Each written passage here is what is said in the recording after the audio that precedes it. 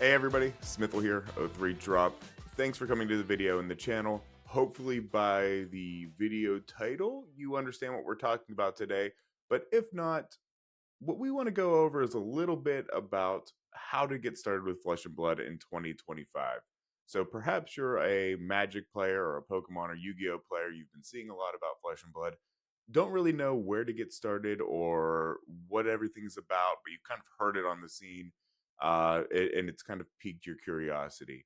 What I want to do is I want to be able to provide you with the avenues to fully understand at a very high level, because it is a very detailed game, what Flesh and Blood is, the basics of how to play it, some of the heroes, the organized play opportunities, product types, and then, in my opinion, the best way to get started and get moving with it. So, in this video, there's going to be timestamps and everything that you need in the description. So, feel free to look for a segment that interests you and feel free to jump to it. We will hopefully be able to cover everything that you want there. And again, this is a very, very intricate game. I view it as easy to pick up, extremely difficult to master. So, what I want to do is give you the opportunity to jump to the parts that interest you, find out what the game is about, and see what you can do or how you can find the most fun or joy in playing the game. So, let's get started. Okay, so let's start talking about the gameplay of Flesh and Blood. Flesh and Blood is a game that focuses around a back and forth between you and your opponent, where you are using everything at your disposal to reduce your opponent's life points down to 0. This is generally done through some sort of physical damage or arcane damage, but it is at its core a game of back and forth and value making decisions. So let's talk a little bit about the card makeup and how to read a card before we go into an actual example turn or how to play.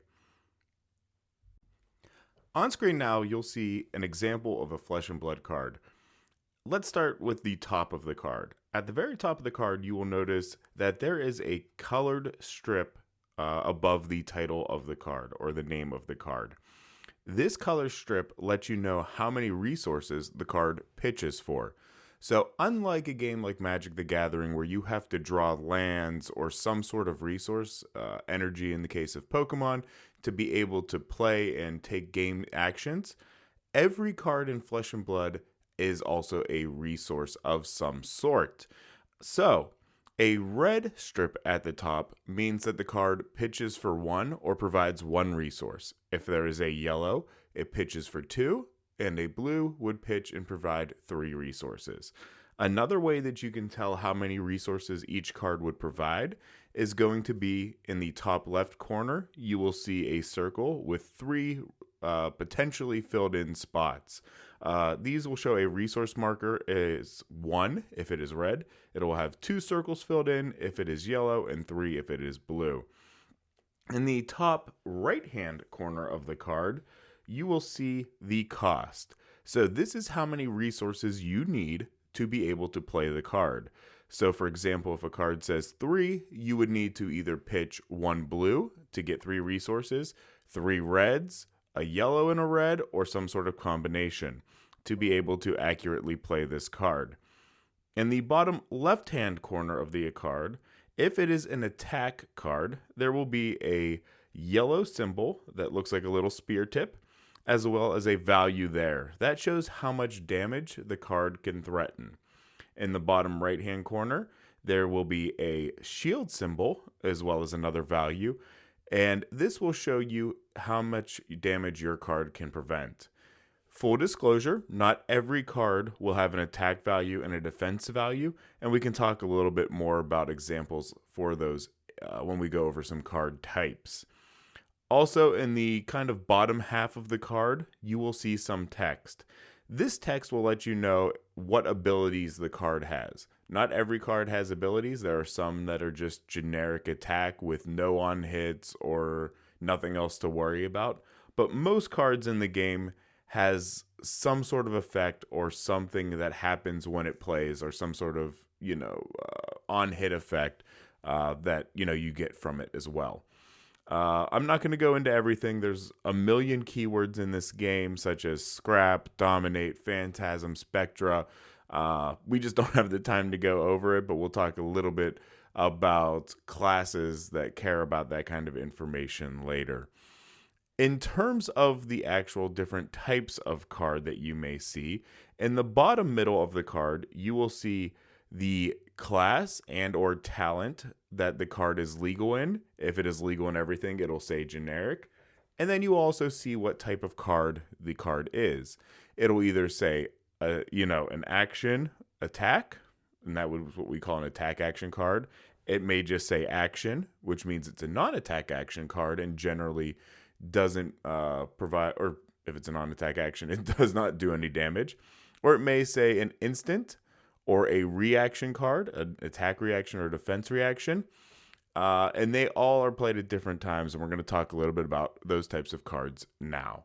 So generally speaking, an attack action card is one that is going to be providing the damage for your turn. There are some classes such as Wizard where their damage is presented through non-attack action cards. And in those cases, you wouldn't actually see a damage figure in the bottom left corner, but it would be explained in the text of the card.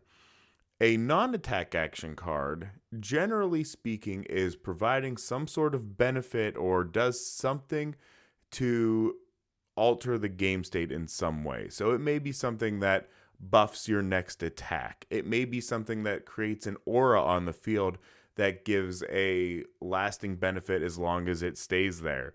So it really does something very different for every deck that it is in. And different classes, generally speaking, their non-attack action cards are going to fall in different categories, whether it's weapon buffs, whether it's creating something such as rune chant tokens or silver tokens.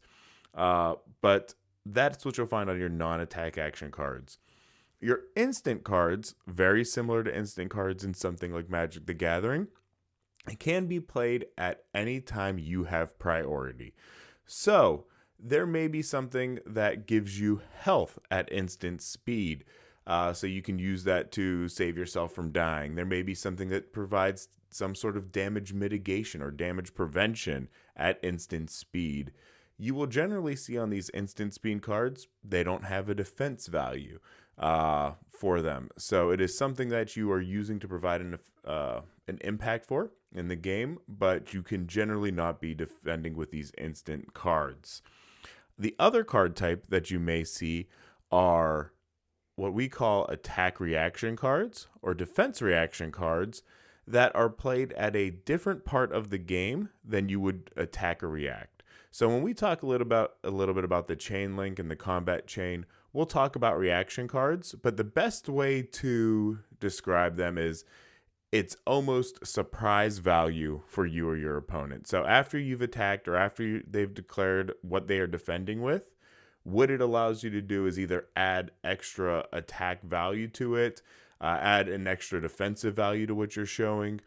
Sometimes it'll do something that says like, hey, generate X number of tokens depending upon how many cards are blocked, or destroy something that is on the combat chain. There's all kinds of different attack reactions and defense reaction cards, and we will cover a couple of them whenever we're talking about the combat chain links. So if you want to hear more about those, feel free to skip to that part of the video or jump on back. Other card types that are very, very important to the game, obviously, are your hero card types. So your hero card type, this is going to represent the hero that you are playing for the entirety of the match. You will see the name at the top of the card. You will also see at the bottom half of the card their ability or what they can do. You will also see in the bottom card there is a blue symbol with a value next to it. That is your hero's intellect or hand size that they can draw up to. And you will also see their health values. Generally speaking, your hero will either be a young hero or an adult hero, with the young heroes primarily starting with 20 health and the adult heroes starting with 40.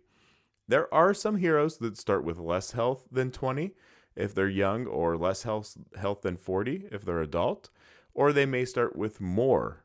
This is generally to make up for some sort of advantage or power that the hero has elsewhere. along with the hero comes a weapon or some sort of weapon card.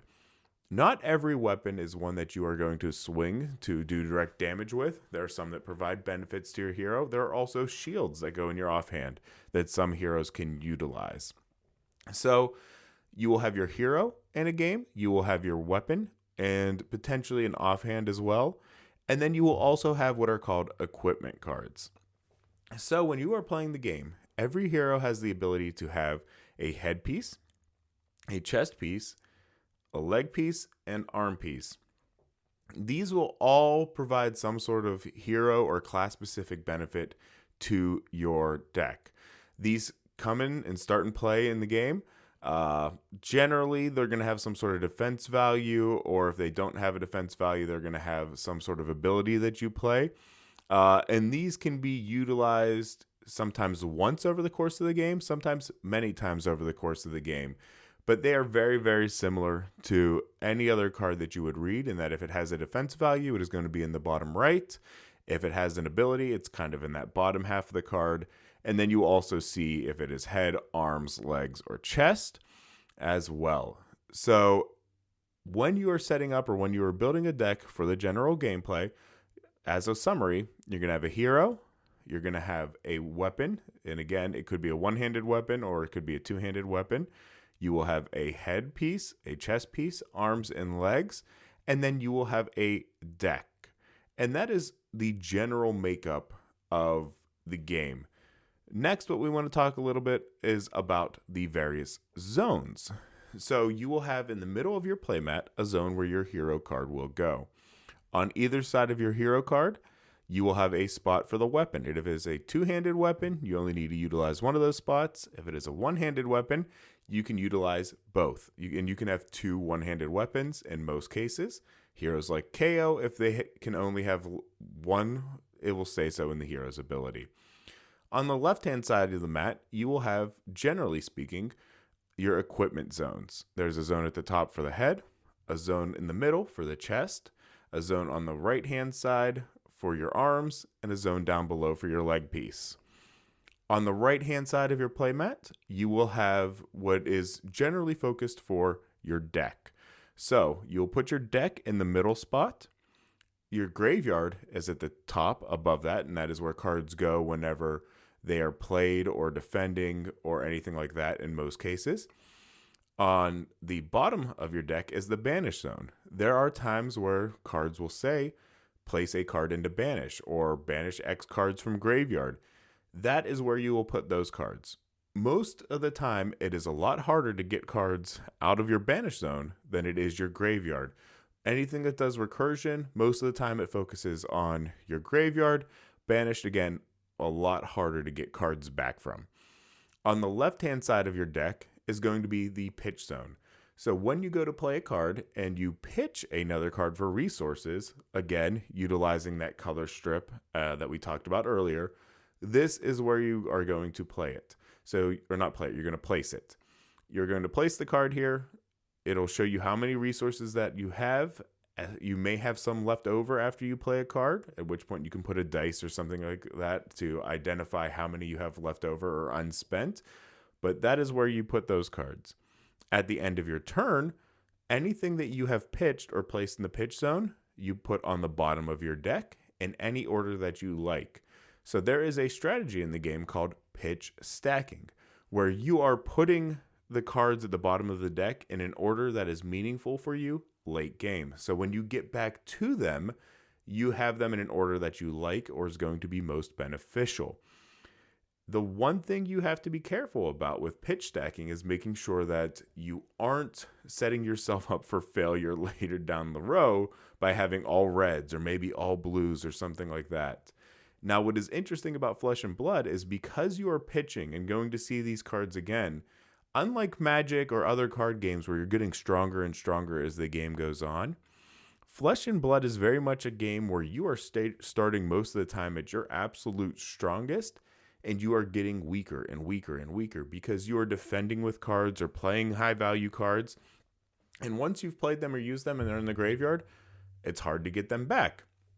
So what that means is you don't get a lot of opportunities to play these high value attacks over and over and over again. So you have to be really smart about, do I pitch away some of my high value attacks to go into a mid to late game strategy and see them again? Do I sit there and throw all of my high value attacks or my high damage attacks out the window and try to wear my opponent down early and finish it before I lose too much value or before I become too weak?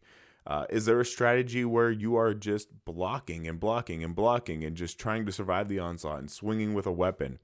All of these things are things you have to consider based upon the hero that you are playing and the hero that you are up against. Now, what is interesting too, when we're talking about becoming weaker, what I mean by that is if you look at a card, many times they will come in what we call the rainbow colors: red, yellow, and blue. Now, these cards, the red are generally your strongest. They're going to provide the highest attack value if it's an attack card. If it's a defense reaction, it's going to have the highest defense value. The blues, because they pitch for more, that's where the majority of their value lies. They are going to have the same text, most of the time the same defense, unless it's a defense reaction card, the same image, the same cost to play. But if it's an attack, it is going to be weaker. So you may have an attack that at red pitch, it comes in for 4. At yellow, it comes in for 3. And then perhaps blue is going to be 2. So what you want to do is kind of determine as the game goes on how many of the red or the high attack damage cards you want to put out versus how many you may need later in the game so you don't use everything available to you right away. So again, very, very, very high level on how to play and very, very high level on the format or the zones of the game. Now let's go into the formats. The formats for Flesh and Blood are Commoner, Blitz, Classic Constructed, Living Legend, and Ultimate Pit Fight. Commoner is a very casual format in that you are playing with young heroes and a deck that is made up exclusively of common cards, and your equipment has to be common or rare. So before we go too much deeper into other formats, let's talk about the rarity of the cards. You have common, which is a C and a little gray circle at the bottom of a card. You will have rare, which is in a blue circle. You will have majestic, which is in a red circle. Or you will have legendary, which is in a yellow circle. So when we talk commoner, you are only able to play these common cards in your deck and only able to have some rare equipment in your side deck or in your equipment slot. You cannot have rare cards in your deck, majestic or legendary cards in play. Blitz is kind of a step up from commoner in that you are still playing with young heroes and you're still playing with a smaller deck size, but you have access to all of the majestics, all of the legendary gear, and everything that you need to play your hero. Blitz is generally seen as a very fast format in that most games are over in 10 minutes, maybe 15, unless it's like a really grindy defensive hero. But they are very, very quick games, but you can have access to every card that is legal in Blitz, and your hero has access to legal in your deck. Classic Constructed is very much the main format of the game. Classic Constructed is one that you are playing with an adult hero, so generally 40 health or so. Your deck size is also significantly larger in that you are bringing a deck that is a minimum of 60 cards.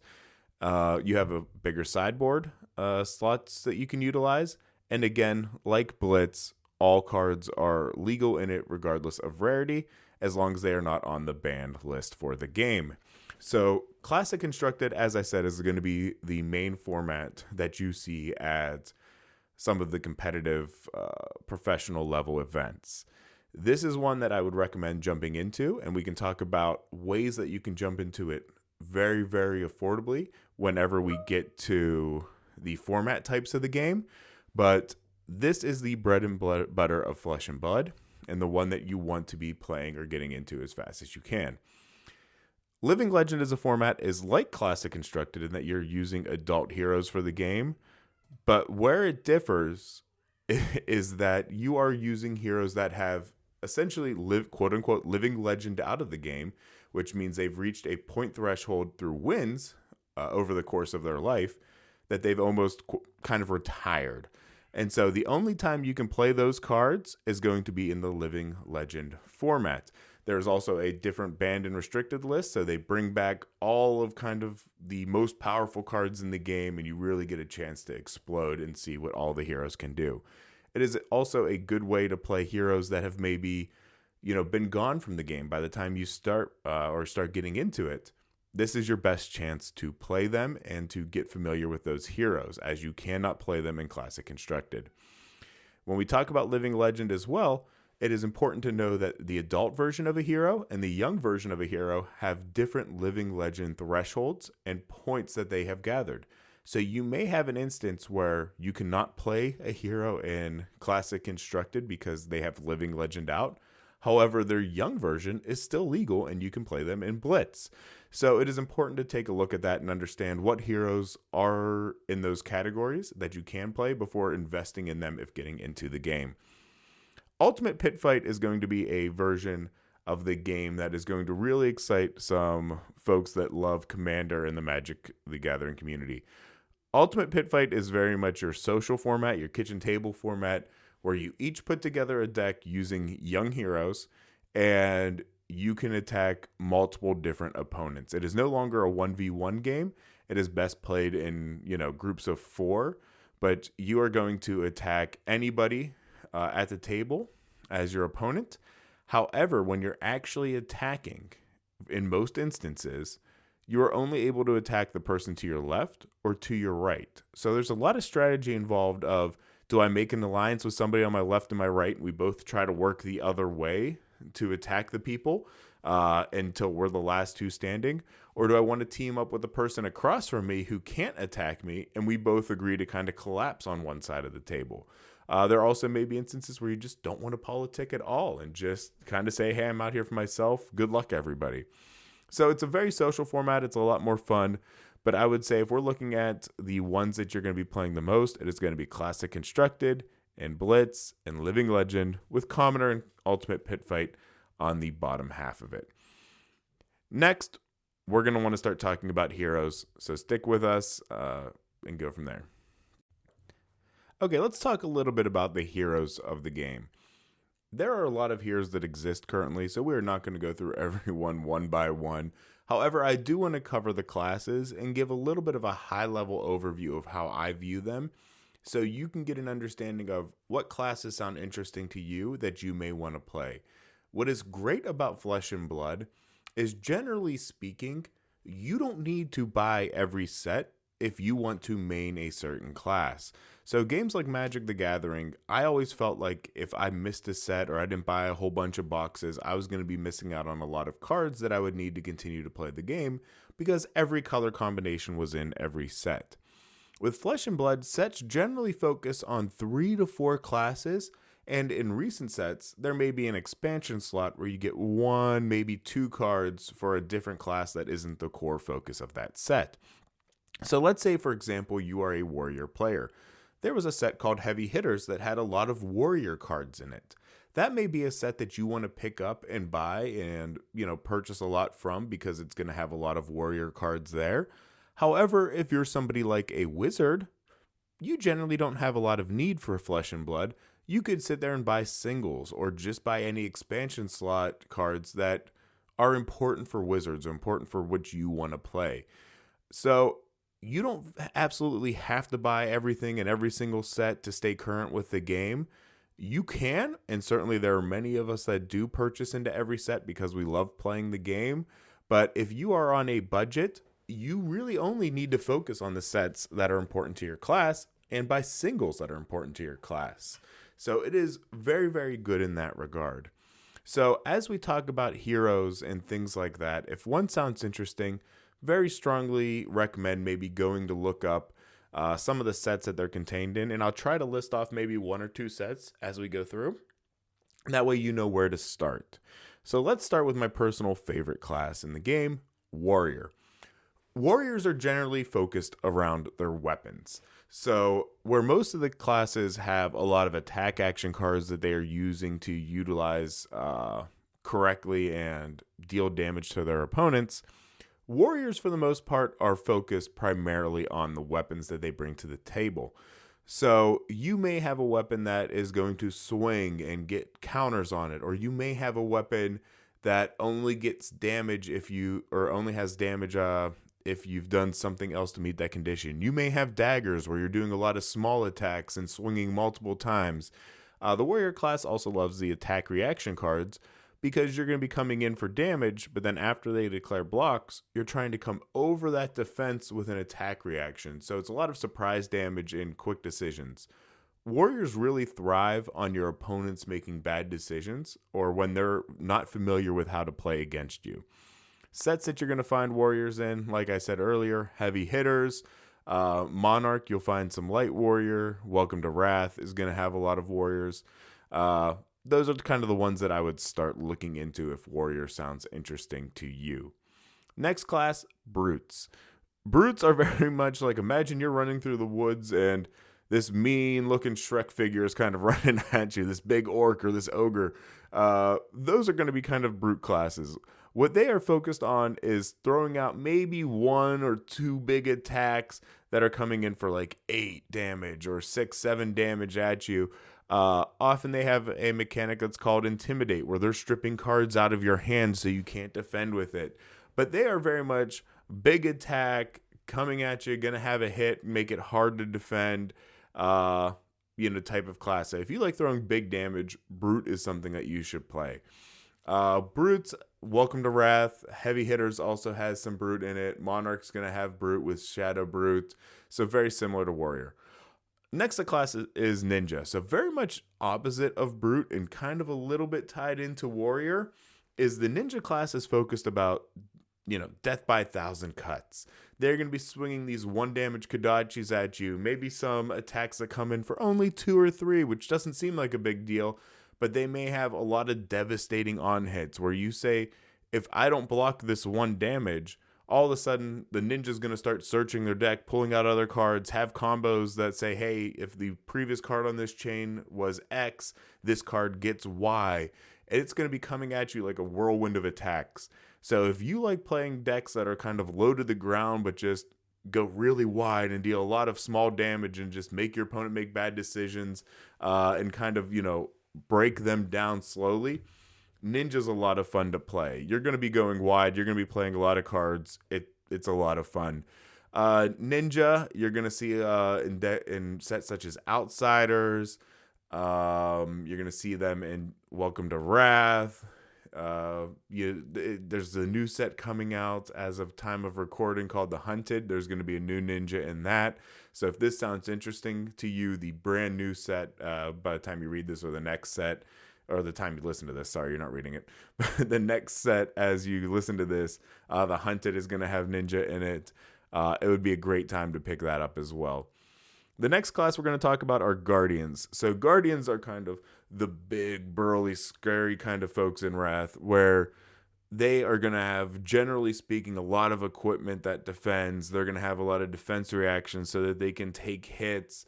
They're going to have a good weapon that is going to throw out a big attack. They're going to maybe have attack actions that come in for 8, 9, 10 damage, sometimes as high as 14 damage in one attack. But they're going to cost a lot. So you're going to be paying a lot of resources to do this, but you're going to be throwing a lot of damage. There's also going to have things such as crush effects, where if your opponent doesn't block it properly, they're going to suffer some sort of penalty on a future turn. So Guardian, if you just like throwing 1 big attack every turn and really threatening some devastating on hits or penalties for your opponent, Guardian would be the class for you. Welcome to Wrath. They're in Tales of Aria. They're also in Heavy Hitters with Betsy. So a lot of the first couple classes are going to be in very much similar sets. The next one is going to be the Ranger class. And one zone that we didn't talk about in our zone overview was the Arsenal, because I wanted to save this for Ranger and whenever we talk about actually going through a game. So the Ranger class utilizes what is perhaps the most important zone in the game, is the Arsenal zone. So the Arsenal zone, it only lets you play cards from it. You can't pitch for resources. You can't defend with cards in it unless it's a defense reaction. It is something that allows you basically to save a card from a previous turn, put it in there, and then utilize it on a future turn. The reason why this is so important to Ranger is because Ranger's weapons are bows.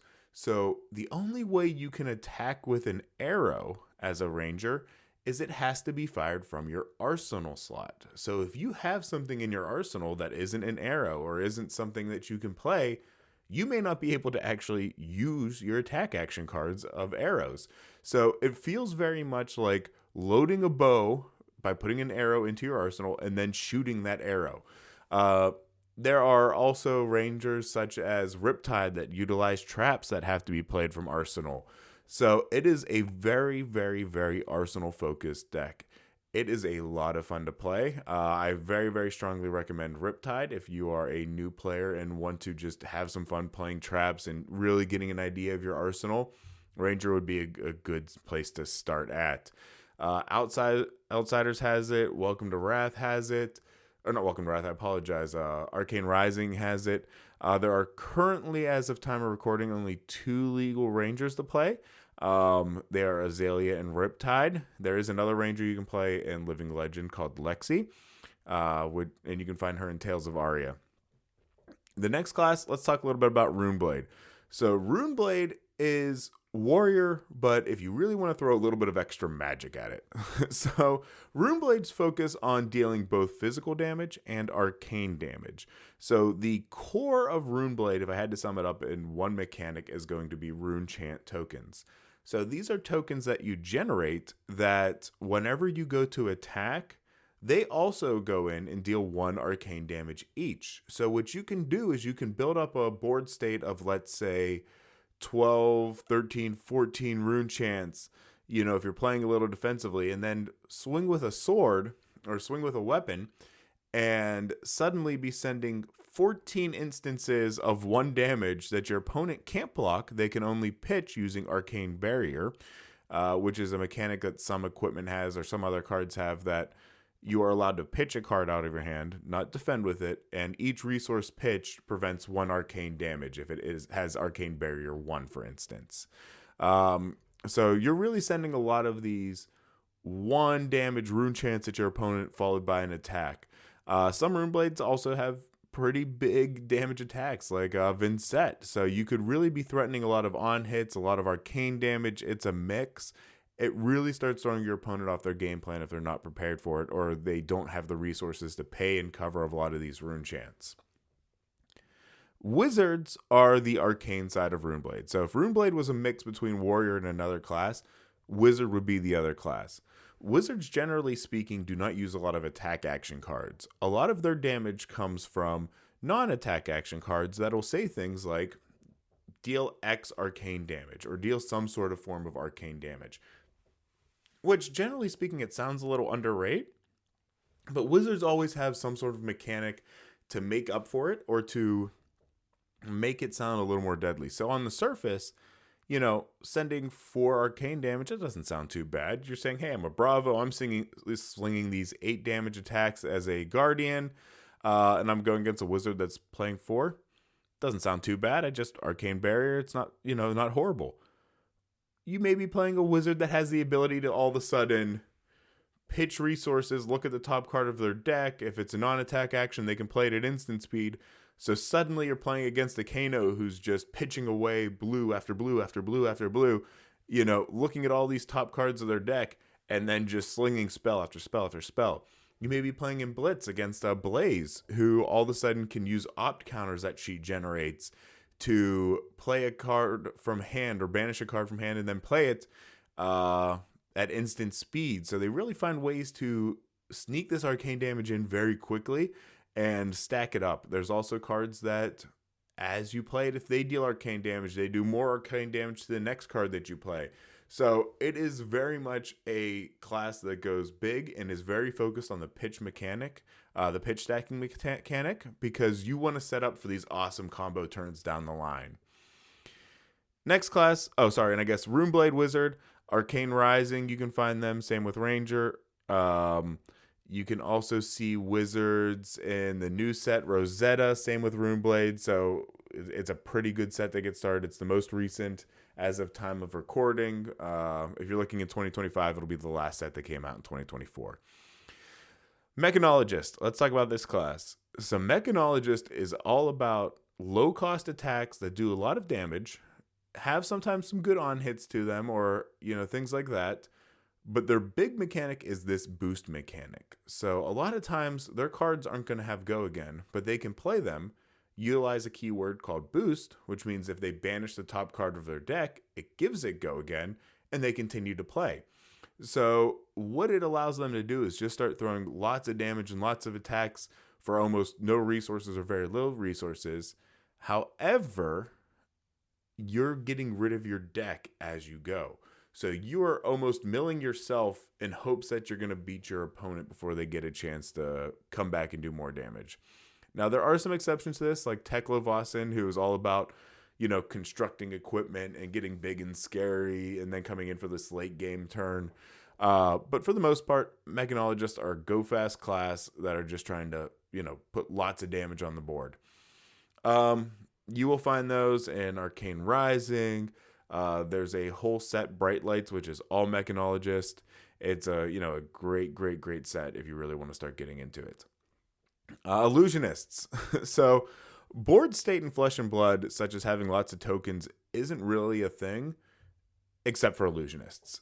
So illusionists are a class that are generally coming in with these very large attacks that sometimes have a keyword called Phantasm on it, which means if I am defending an illusionist attack and I am not an illusionist player or not trying to defend with an illusionist card, I can put down a card that has 6 or more attack, and it basically just pops the attack that the illusionist player is coming in with.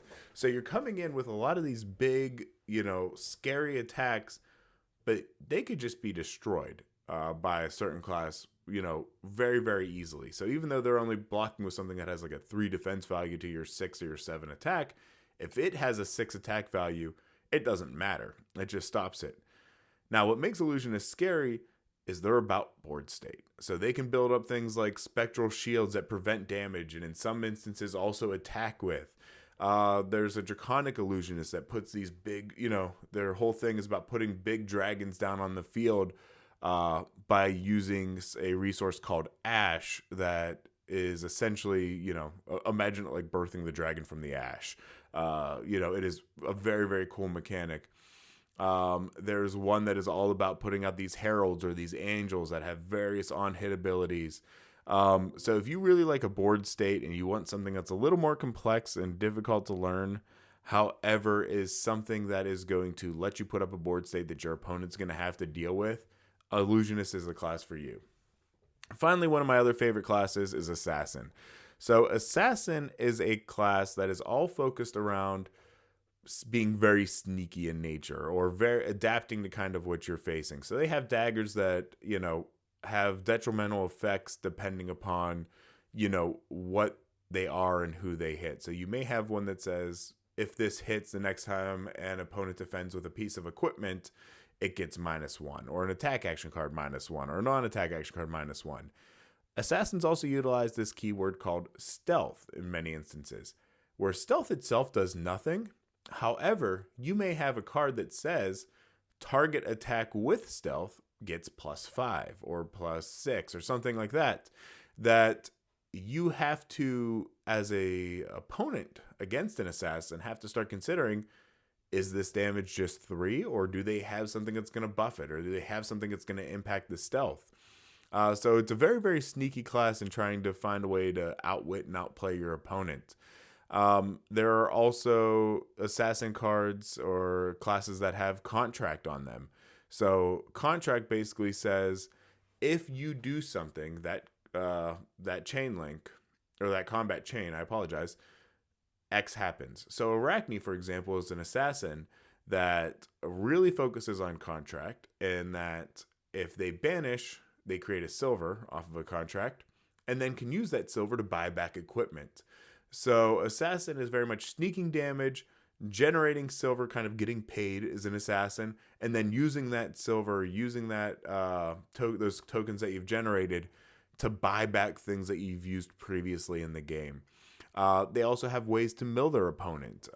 They also have ways, if you're playing new, to force your opponent to banish cards out of hand and play cards from their banish zone.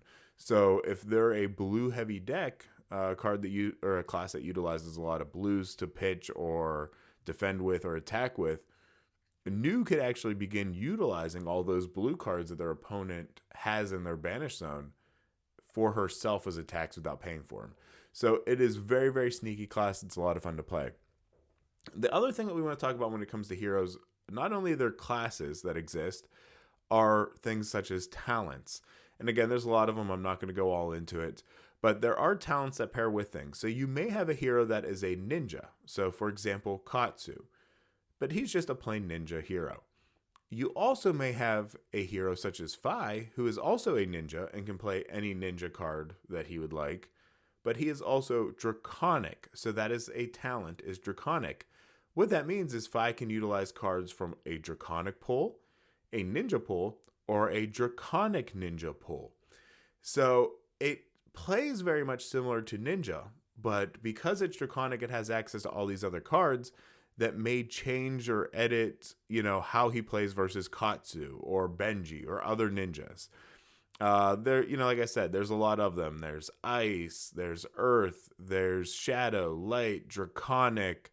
There's all these different things. So if you really say, I like the idea of ninja, not only can you look at all the different ninjas in the game, you can look at draconic ninjas. If you like warrior, you can look at light warrior. You can look at soon-to-be draconic warrior. If you like illusionist, you can play illusionist or light illusionist. You can play Runeblade. You can play Shadow Runeblade or just normal Runeblade.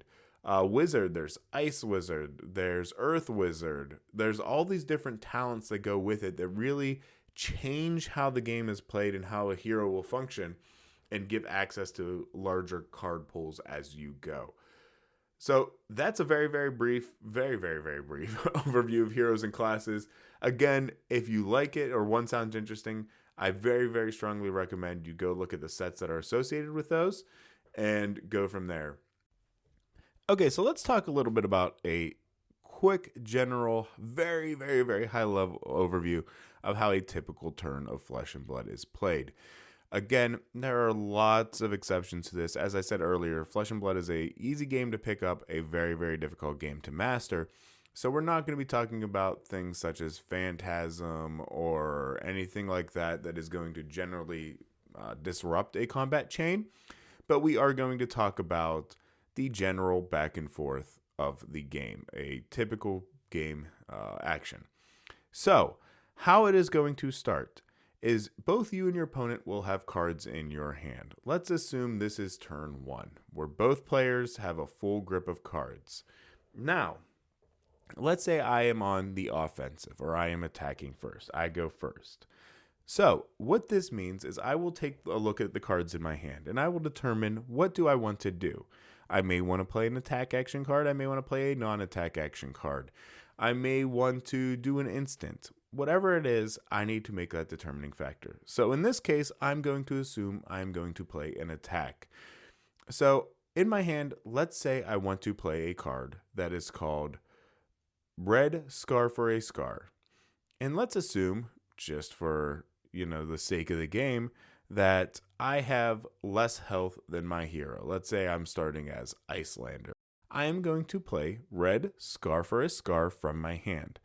So as you can see on screen, Red Scar for a Scar is an attack action card that comes in for 4 damage and has go again if I have less health than my opponent.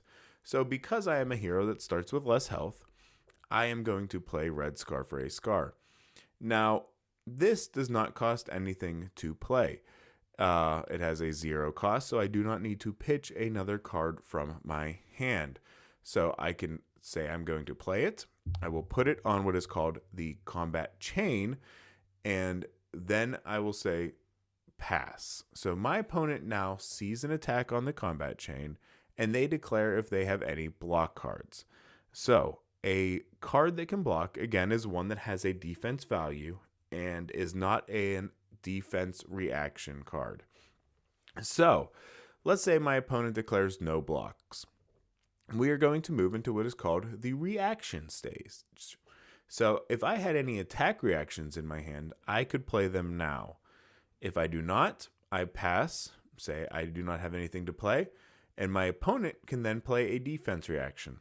Let's assume my opponent plays a red sink below. What this means is they are going to play a defense reaction. The red sink below blocks for 4. It prevents 4 damage. And it also has an ability that allows them to take a card from their hand if they choose, put it on the bottom of their deck, and then draw a card. So let's assume my opponent does that. So they've blocked for 4.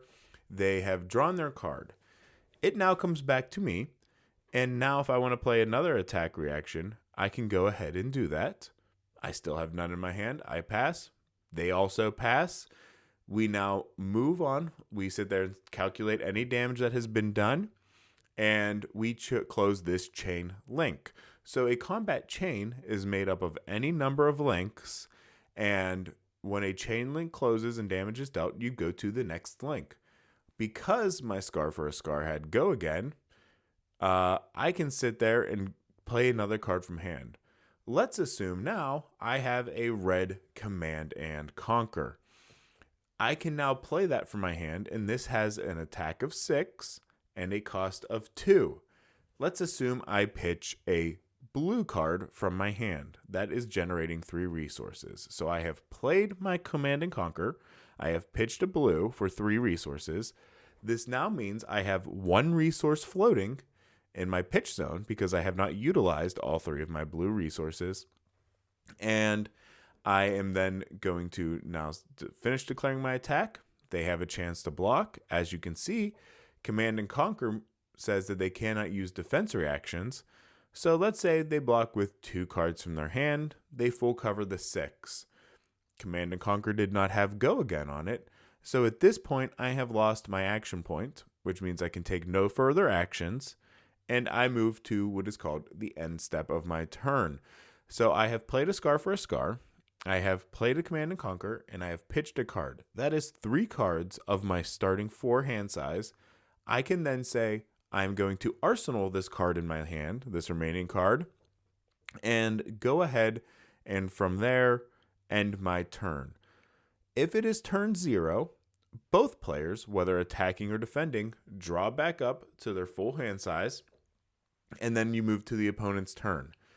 If, however, this was not the very first turn of the game, quote unquote turn 0, only the attacking player will draw up to their full hand size, which means when you are defending, any card that you defend with, you will now no longer have access to use on the offensive of your turn. So because in this instance, let's assume both players did not draw back up and it was not turn 0. My opponent has defended with a blue sink or a red sink below, and they have defended with 2 other cards from hand. This means unless they have a card in arsenal or unless they have another way to draw cards or something, they are only going to have 1 card to do anything with. If this card has a value where they must pitch to play it, like a cost, they probably are not going to have any resources to do that with. If it has no cost, they can go ahead and play it, should they so choose, or they can arsenal it or use it to pitch to pay to swing a weapon, any number of things. However, they would not have cards. At the end of their turn, they would draw back up, and we would basically continue with this back and forth until one person is out of life. So again, that is very, very high level. We didn't talk about non-attack actions. We didn't talk about anything like that. We have only talked about if you attack, how somebody is going to defend. You could have something as a non-attack action to play first, and as long as it has go again, you can continue. So let's say, for example, we are playing as Dorinthia, and I play Sharpened Steel. This is a non-attack action card that makes my next weapon attack stronger. Let's say I am playing as a wizard, and I'm playing a non-attack action that deals arcane damage. That goes through, but it does not have go again. So that would be the end of my turn, unless I found another way to deal damage or do something at instant speed. So, generally speaking, how you want to play is back and forth, and you want to utilize cards with go again if you want to go wide, or you just want to play something and utilize an action point from there. So, again, very, very, very, very, very, very, very, very high level. And certainly we can go into more in-depth things or examples if you want. Feel free to check out some of our other videos. We have lots of gameplay videos on the channel. We have lots of talk about how to play more heroes in great detail, such as Dorinthia on our Budget to Busted series. And we'll talk a little bit more about what a general turn looks like. But for the most part, this is the back and forth. There's an attack phase, there's a defense phase, and then you move into reactions, and then you continue if you had go again. If not, you end your turn. But you can see the quick back and forth attack defense cycle. So now that we've talked a little bit about how to play, some of the heroes, some of the cards, all of that kind of good stuff, where do you play? Let's jump into event types. So when looking at where you can actually play the game Flesh and Blood, there are a lot of different options available to you. What really drew me into the game as a whole when talking about the competitive scene or where to play was the game is called Flesh and Blood because they want you to play in the Flesh and Blood. They also have the saying, play the game, see the world. And they are very, very focused on trying to provide avenues for players to actually see all kinds of awesome locations around the world and compete in the game, whether it be within your country, other countries, all this kind of good stuff. But they really try to put an emphasis on picking locations to hold some of their events that are very exciting and really just great opportunities for you to take a trip and see various aspects of the world. But let's start a little bit about where to play and start kind of at the very bottom level here. So what you will actually see on screen now is the Flesh and Blood organized play programs kind of tier structure. So as you can see, there are 4 tiers of play. The very, very bottom tier, or tier 1, are going to be a lot of the events that you will see locally.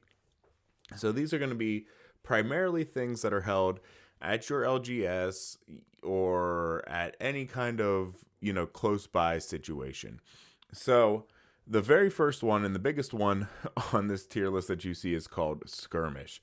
So these are kind of the semi-competitive events that have specific prizing that they don't get you any kind of invite towards higher tier events that we're going to talk about. But what they do is they do allow you to gain LL points or Living Legend points for heroes if it's a Blitz focused one. They do have very specific prizing such as cold foil cards, play mats, all kinds of good stuff. So they're an event that happens at various different seasons or various different times, but they are not going to be just your weekly occurrence things. They're kind of a little bit of a step up from weekly events. Now, when we're talking weekly events, what those are called are going to be your armory events. So these are events that your LGS will put on, and they can select the format, whether it be CC, Living Legend, Commoner, Draft, Sealed, Blitz, whatever it is. These are things that your LGS will put on. And what's cool is that they get a package once a month that'll be an armory kit, and that'll have various different prizing items for you to obtain. There's generally cards that can be distributed for showing up. There's things for winners. There's play mats. There's posters in it that the store can utilize as advertisement, or even some posters will give it out to players that just want to kind of have something framed or on their wall. So it's a kind of a weekly, kind of very calm event. Generally, most of the people there that you go to armories are very, very nice. They'll help you with decks. It's where you can really go and just play for fun and just get to know the community. There's also on-demand and play anywhere type of events. Those are kind of organized by your LGS. You can do a play anywhere where you can just set up an event with your friends in the GEM system, which is our system for events. But these are generally your tier 1. These are the things that you're going to be playing at locally at your LGSs pretty frequently, going to require minimal amount of travel. The next tier up, the one in the blue here on the image, is going to be Battle Hardens, Pro Quest, and Road to Nationals. So these are going to start to be the events that get you invites for other kind of things. So Battle Hardens, they're, in my opinion, a little bit of a, where Skirmish was kind of the in between tier 1 and tier 2. Battle Hardens are kind of that between tier 2 and tier 3 for me. So Battle Hardens are going to be generally events that you see at, larger cons, such as like SCG cons, things like that, where players are going to come and compete, but they're generally not so competitive that you're going to get people flying across country to go to a Battle Harden. Sometimes it happens, but not all the time. These are generally events that you're going to, talk to your LGS and say to people, hey, it's a 6-hour drive. Do you want to drive to it? It's not a big deal. But they're not as they're still very competitive, but they're not as high level of something like a calling or a national championship that we're going to talk about later. But what is nice is if you do win a Battle Hardened, you do receive a PTI that allows you to qualify and participate in higher tier events. Pro Quest and Road to Nationals, these are also held by your LGS, but what is different about these is not every LGS is going to get these. So you may live in an area like I do in Pittsburgh where we're lucky and we have a lot of game stores. So generally speaking, 1 to 2 of them should get one of these events. Maybe not all, but we can generally find somewhere to play this locally. If you are not that lucky, it may require a little bit of travel, but not too much. So they're pretty frequent. They're pretty much all over the place.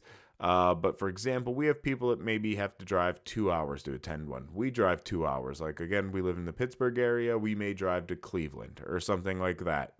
So it may require a little bit of, a travel dedication to attend these, but they aren't something like, hey, there's only one on the West Coast or something like that. They are going to be events that are going to be more competitive in nature. They do require judges to be at them, whereas the tier 1 events do not. And you will be, a little more strict with things like deck lists, understanding the formats, expected to know the rules, because these are competitive events that people are going to be participating in. The pricing is generally better.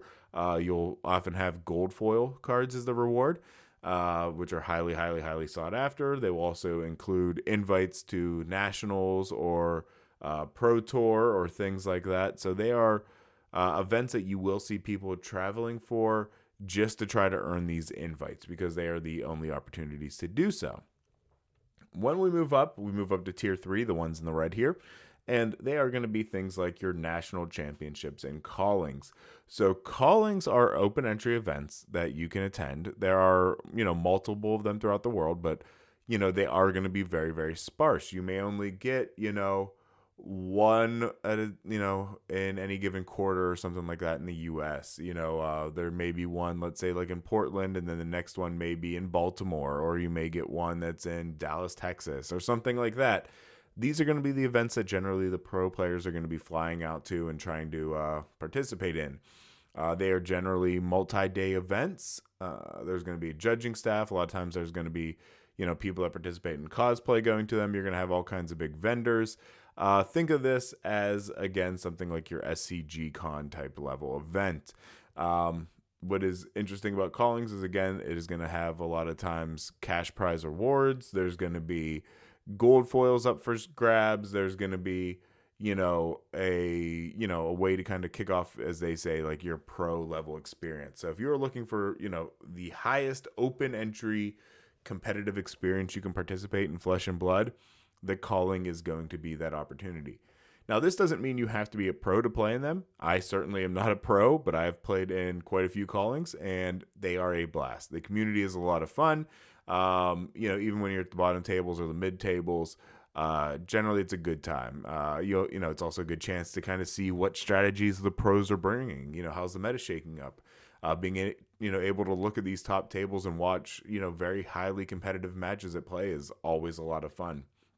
The next one in this tier is going to be your national championship. So if you've won the road to nationals, you get an invite for your national championship. And that means you get to compete with everybody in your country to try to secure that spot or try to secure that invite to Worlds. So National championships, very, very high level, but it is not open entry. You have to get an invite from a previous tier to go ahead and compete in one of these. So again, you're kind of getting from the good players at your locals to the best players in the country, and then we move up to the absolute tier 4, the best in the world. So Pro Tour, similar to national championships, you have to have an invite to participate in the Pro Tour. This is not something you can just go and attend and play in. Certainly a lot of people go and travel to go to Pro Tours. There's, oftentimes, they may have a calling at a Pro Tour. They may have a battle hardened at the Pro Tour as well. For people that either don't do well on day 1 of the Pro Tour and drop and want to participate in something else, or people that just want to go just to travel. And like I said, play the game, see the world. There's a lot of people that just go to travel to these events just to see the places, play a little bit, but really get to check out kind of all these awesome areas around the world. Pro Tour, I believe, happens only twice a year. And, it is one of those things that it is going to not be one per country or anything like that. There will be 2, or like I said, maybe 1. I'd have to double check that. But they are very, very exclusive. Very few opportunities to get and play into them. But you do need that invite. And then Worlds is exactly what it is if you've won nationals or if you have done well enough in nationals to get a Worlds invite, you go ahead and compete against the absolute best in the world to be crowned world champion. So you can see, depending upon how competitive you are, there are various different levels and opportunities for you to play Flesh and Blood. Some people only play in tier 1 events and have fun doing that, and that is perfectly fine. There's a lot of people that say, I just like playing in armories, but I have no desire to travel. There are generally people that play in tier 1 or tier 2 events that sit there and say, hey, most of these are somewhat local. I don't mind driving for them, but I don't see myself being able to fly and go across the world and play in nationals or anything like that. They'll do that and compete in these events just to try to win the gold foils or try to win those cards. Again, also fine. And then you may get kind of the people that are the top of the top that say, I want to go to Worlds. I want to push myself and see just how far I can go. Those are your opportunities to do so. So identifying and understanding what type of player you are is important, because that is going to let you understand how to maximize your fun and your enjoyment of the game, and knowing what you should keep an eye out for, what you should try to do. I've known a lot of people that say, hey, I have no desire to go and do anything above a, battle hardened that's somewhat local or an easy drive for me to get to. And then they get, bit by the bug, and suddenly they're saying, okay, there's a calling, 10-hour drive for me. Let's go ahead and do that this weekend. And I'm taking off work and I'm doing all that. And that's cool. Now, what is also very, very, very, very, very exciting is one thing that they've kind of introduced, and there's always been good payouts for these type of events if you're a pro player. But in 2025, they have introduced something that is called the World Tour that has a $1.5 million prize pool. So you can see they are very vested in pro players and competitive play, where some of the other games have gotten away from that. Now, what that means is basically as you're attending these battle hardens and callings and nationals and pro tours and things like that, you're actually accumulating some sort of points. So for example, if at the world championship, if you get first place, you get 32 world tour points. And what this means is at the end of the year, or, I don't know if they have exact date set for it for when it ends, is at the end of the year, the player of the year, the person that kind of gets the most points and, goes to these events because they understand it's not cheap to go to all these kind of things, you actually get $25,000. It's really, really cool.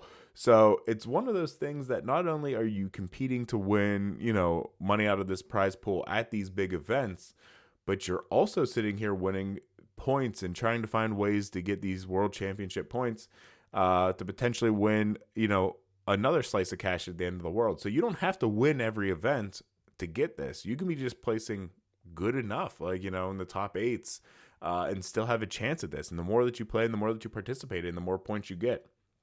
So it is a really, really cool event. It is actually underway, I believe, now at the time that this is out.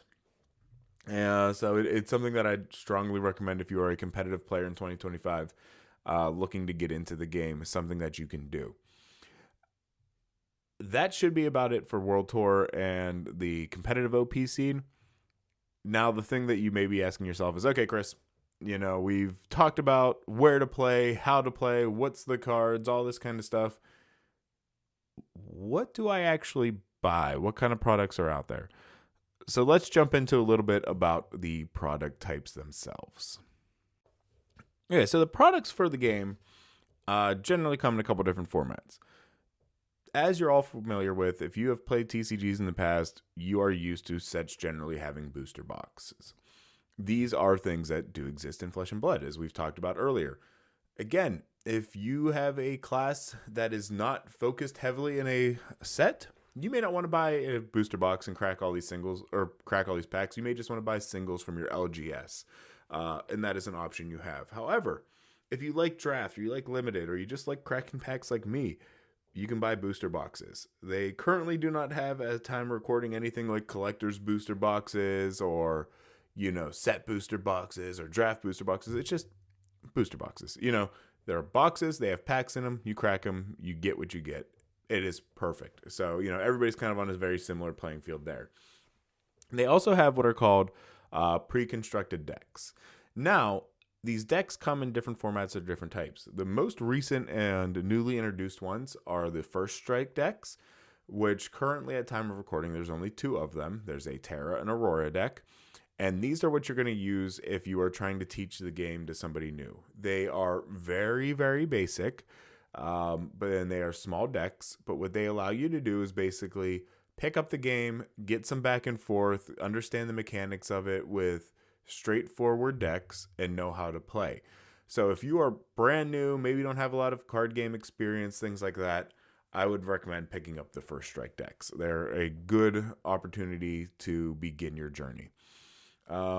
If you have a little bit more experience, you may want to pick up a Blitz Precon pack. So again, this would be if you're brand new to Flesh and Blood and you just want to try a whole bunch of different heroes, maybe with the latest set. The Blitz Precons are a easy way to do that. You can also get that with some of the previous sets. Recently, they've been releasing them as packs that come in a nice storage box. You'll get a playmat with it. You'll get 4 Blitz Precon decks, 1 for generally each hero. And it's something good maybe to pick up with a bunch of your friends and just say, hey, let's just play, test out some heroes against each other. Again, probably very new player specific and in mind. We don't see, for the most part, the experienced players really jumping for these because a lot of times we're buying the booster boxes, things like that, and we're going to get the cards that make up these Blitz Precons anyway. But again, if you like collecting playmats, things like that, even as an experienced player, we've seen people buy them. We also like people that just like having them on their shelves. I got a couple personally that, I just haven't cracked because they're kind of nice to have out on display. But it's a good opportunity if you're looking for a very cheap entry point into the game and a way just to test different heroes and see what you like. The Blitz Precons do that. Now, what they have just started to do this past year that is very exciting, and I love them, and I cannot speak highly enough about these products, are the Armory decks. So they have released what is essentially a classic constructed deck in a box. You will get a 60 card deck, a hero card, the equipment that goes with it, and the weapon that goes with that hero. You will not have a sideboard or anything like that, so there is opportunity for you to expand upon this deck and build this deck. But these Armory decks have been fantastic. They are great as a new player. If you have an idea of who you want to play as, you can pick up these decks for, generally $40 to $60. The $60 one is the latest one. It is the Jarl deck. That is a little bit more expensive because it has like a legendary piece of equipment. He's a brand new hero, all that kind of stuff. But it is an opportunity for you to pick up a deck at your LGS, sit down for an Armory, and be competitive. Are these decks the absolute top tier? You're going to go buy one and win worlds with them? No, they are not. They are not meant to be that product.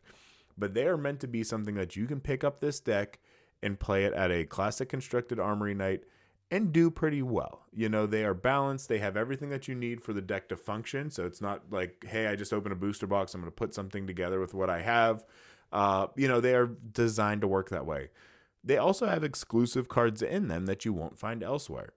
So what is nice is, let's say, for example, you see KO as a hero and you go, This hero looks interesting, but I don't have what I need to build a KO deck from scratch, the most expensive cards, but I want to play him and try to, get an idea of, how he plays. Buy the KO Armory Precon. It is a great deck. It is solid. It has a card in there that most KOs play even outside of the deck, that it is that good. But then there are avenues for you to upgrade it. What's also interesting is, let's say you pick it up and your LGS is doing a Blitz Night. You can just strip cards out of these Armory decks and pare it down to a Blitz deck pretty easily. So I cannot speak highly enough about these decks. If you see one and you think the hero looks interesting, there is not a bad one out there.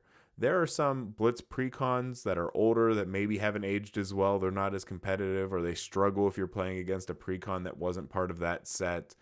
But these Armory decks are absolutely worth the money. I very, very, very, very, very strongly recommend you pick them up. Also, what you will see on screen now is the release schedule that they have for 2025 that they announced just in the 2024 Worlds event.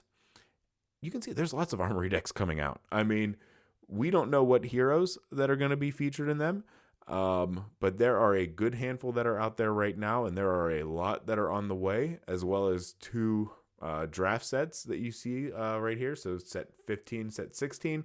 15 is going to be coming out with the Hunted, and then 16 we do not know yet. But you can see there's lots of Armory decks coming out. So there's going to be lots of opportunities if you're a new player just to pick up a deck and be ready to go. I like that they have been recently doing them with some of the old heroes. We have KO out, we have Azalea out, we have Bolton out, we have Dash IO out, and then we are now going to have Jarl out.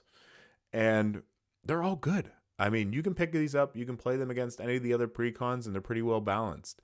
So if you're on the fence, don't know what to buy, say I only have like $50, but I want to get into the game and try it. In my opinion, the most bang for your buck is going to be buying one of these, precon Armory decks.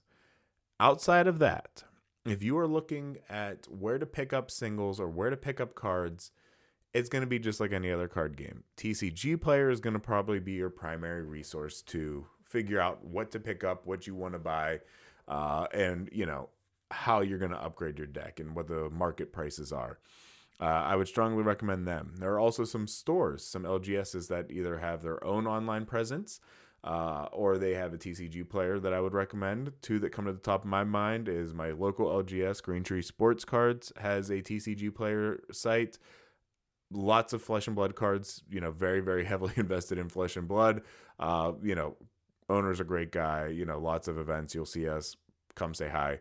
We'll have what you need. Another one that I very strongly recommend, Min-Max Games. They have a great collection. They open tons and tons of product. They sell sets of commons and rares. They sell singles. They put out good videos of, how the market's performing recently, so you get an idea of that. Great, great store. Strongly recommend them. Even though I've never been there personally, I've just been a customer. And neither of these stores sponsor or pay for us, so this is all just my opinion. It's not an ad or anything like that.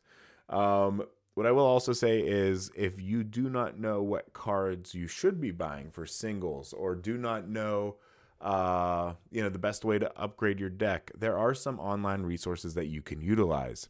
The first that I would recommend would be a site called Fabrary. All the links to all these sites and things like that will be below as well, so feel free to go ahead and click down there.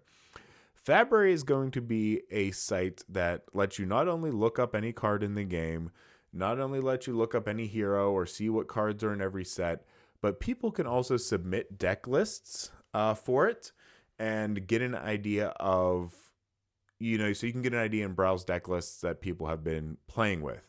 You can also see how they perform on another site that is called Talishar, which I'm going to talk about here very shortly.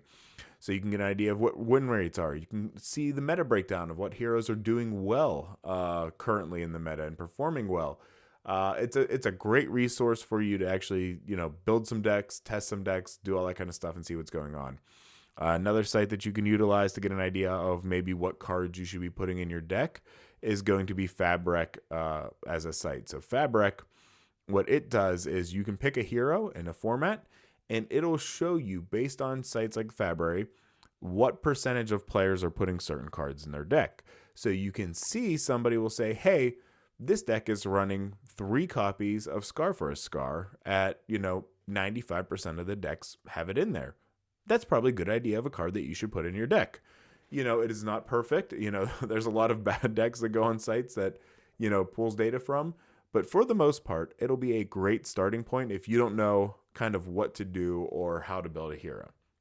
It'll let you know kind of like what to identify first. So that's a good site. Another site very, very strongly recommend is Talishar. So Talishar is a fan-built client that they keep up with that allows you to play Flesh and Blood digitally. Again, Flesh and Blood is 100% best played in person. Strongly recommend that. Strongly recommend that you do that. However, Talishar is a great resource if you are trying to determine what hero to build or what to play, that you can build a deck list on February, bring that to Talishar, and play against somebody digitally online. So what I use personally is I will sit there, and if I'm trying to learn a new hero or if I'm trying to determine if I should buy an expensive card to put in my deck, I'll play test it on Talishar for a while first and see, does it make an impact? It always feels better to be able to test a card a couple times before spending $50, $60 on something, on a piece of equipment.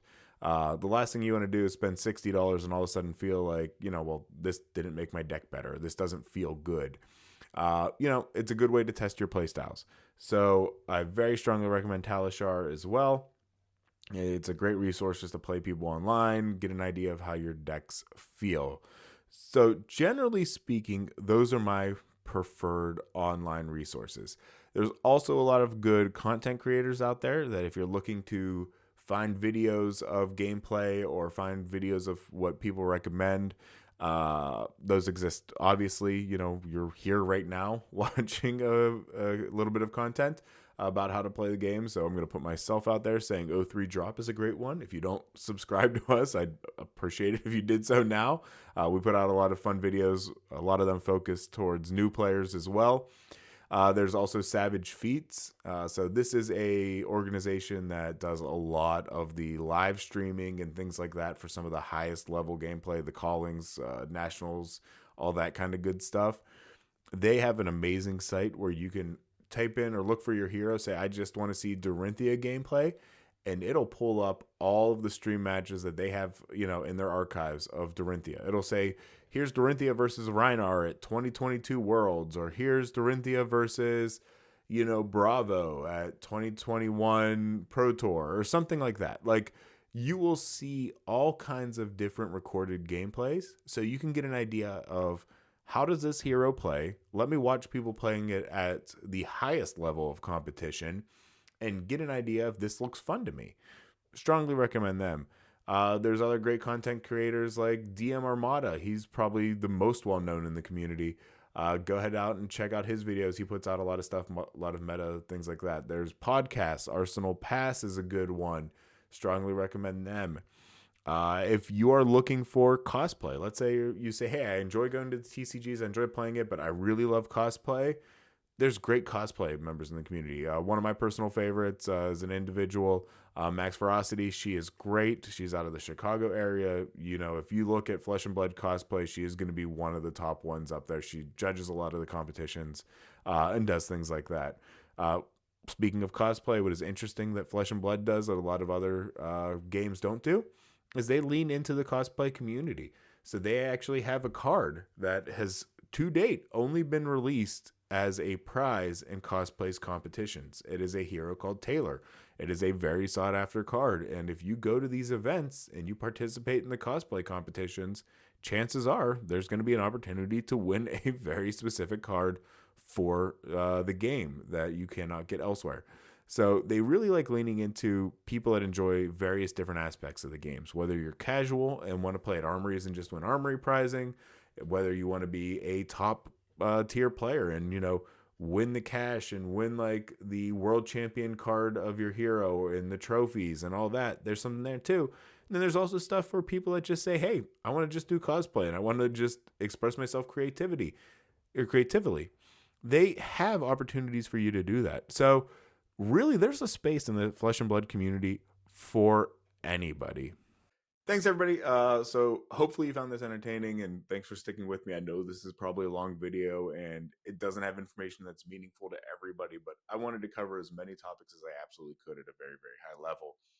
So I'm hoping if you are somebody that has not played Flesh and Blood yet, you really find this is an educational video, something that you can lean back in, jump into as your Flesh and Blood uh, career, we'll call it, develops.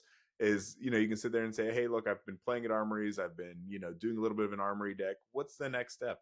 Jump back into the OP section, see kind of where the next place to go is if you don't have the resources or individuals in your community that are familiar. If you're trying to get an idea of what the other hero types are, maybe you're new and say, hey, I'm playing Brute, and I don't know if I really like it, or I'm not enjoying it as much as I thought I was. Jump back into the section where we talk about heroes and get a very high level understanding there. The more and more that you play this game and you move on, the more that it's just going to come naturally to you and you're going to understand. And hopefully, the more that your excitement is going to build for it. So, again, thank you so much all for sticking with me. If you haven't already, I would really, really love for you to like and subscribe to this video. I know everybody asks that. But we are kind of a smaller channel. There's three of us. We put out a lot of fun content. We do a podcast. We do learn to plays on how to play heroes and build decks from $100 or less up to very, very strong competitive level events. We do gameplays with individuals in the community, whether it be a cosplayer or somebody that does another podcast or a professional player. We talk about Living Legend and how you can build decks, specifically for Living Legend format with some of the people that have gotten them a lot of Living Legend points or the best at them as we know. So there's really a lot of good opportunities for you to learn and continue to gain that knowledge of the game through our channel. If you do already subscribe, thank you very much for that. We appreciate it. But again, thank you everybody for sticking with us. Hopefully we see you more. Comment below if you've learned anything here, you found this helpful, and if you don't play Flesh and Blood, hopefully you get into it, and welcome to the community. Thanks everybody. Have a great one.